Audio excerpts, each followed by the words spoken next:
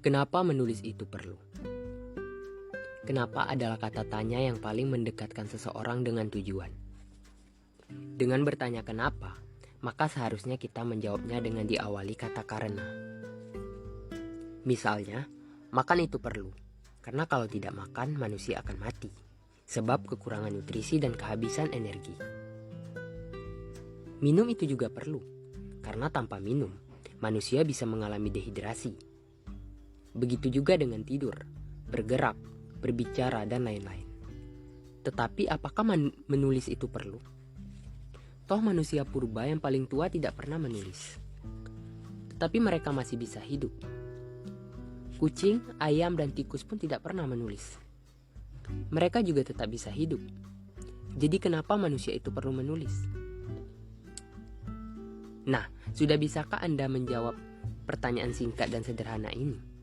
Biasanya sebelum para tentara terjun ke medan pertempuran, mereka jelas sudah punya misi yang hendak dicapai. Lantas apa alasan mereka ingin berperang? Padahal mereka tahu bahwa berperang itu membahayakan nyawa mereka. Mungkin kita bisa mengambil contoh sederhana dari topik yang sedang ramai dibahas sekarang ini, yakni mengenai serial Netflix berjudul Squid Games. Serial ini berkisah tentang orang-orang yang bertarung atau mengikuti games hidup dan mati demi mendapatkan hadiah uang yang jumlahnya sangat fantastis. Ya, demi uang. Kembali lagi ke pertanyaan awal.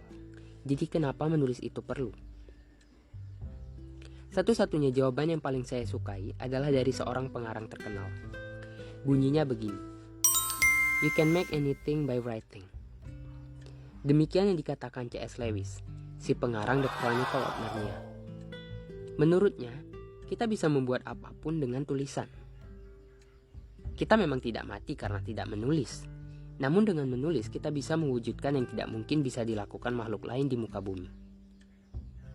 Menulis adalah produk evolusi manusia setelah bahasa dan imajinasi.